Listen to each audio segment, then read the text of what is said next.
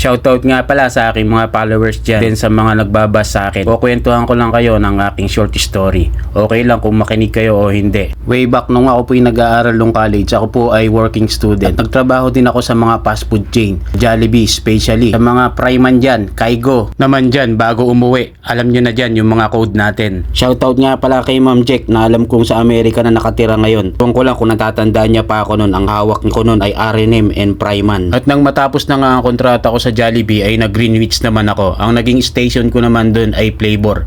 Shoutout nga pala sa mga pizza man dyan. Yung mga backup natin na pasta and pizza sauce, huwag yung kakalimutan sa likod. Naalala ko nun, pagka nagawa pa ako ng pizza nun, namali lang ako ng isang toppings, charge na. Kaya pag uwi ko sa bahay, meron akong pasalubong kay nanay. Hindi nila alam charge sa akin yun. Akala nila ay binili ko. At pagkatapos ko naman sa Greenwich ay nag-chowking naman ako. Ang hawak ko naman is stock bun and noodles. Yung mga ribs at buto-buto natin na pinakukuluan, huwag yung kakalimutan repilan ng tubig, baka matuyuan. Para ready na tayo sa mga wonton soup natin mga pre. At pagkatapos mo dyan maggayak ay diretso ka na sa stock room, ayusin mo yung bodega natin. Yan ang laging utos sa akin ng head chef namin nung nasa chowking pa ako mga pre. At dahil working student nga ako at nag-aaral ako sa gabi at nagtatrabaho ako sa umaga, kaya pagdating ko nga sa may school ay naantok na ako. Kaya nga lagi ako napapansin ng aking professor kung bakit lagi daw akong inaantok sa school. Hindi niya lang alam na nagtatrabaho ako sa umaga. At dahil nga 6 months lang ang mga kontrata sa atin sa mga fast food chain. Kaya 2 years lang ang natapos ko sa college at hindi po ako nakagraduate. Hindi ko na nga nakuha ang mga class card ko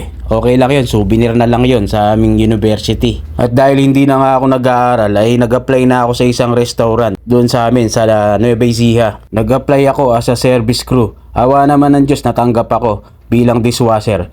At inabot nga ako ng 1 taon mahigit bilang dishwasher dun sa restaurant na in-applyan ko sa amin sa Nueva Ecija. Grabe ang hugasan namin nun, mga sizzling plate pa. Kaya naranasan nyo na rin bang nagdi-dishwasher kayo, dumudugo ang inyong kamay kahuhugas dahil babad nga ang inyong kamay kahuhugas ng plato. At samahan mo pa ang may init na kawali na ibabato sa'yo ng mga head chef mo. At napansin nga ako ni Chef William na magilas daw ako sa dishwasher. Bakit daw ako nagtatagal doon at nagtsatsaga sa dishwasher? Kaya naman hinugot na ako ni Chef William. At doon nga ay tinuruan niya na ako kung paano gumawa ng sushi at mag-roll. Special shoutout nga pala sa'yo Chef William na alam kong sa Canada ka na nakatira ngayon. At kasama mo na ang iyong buong pamilya ngayon dyan sa Canada. Sana'y mapanood mo ang aking munting istorya.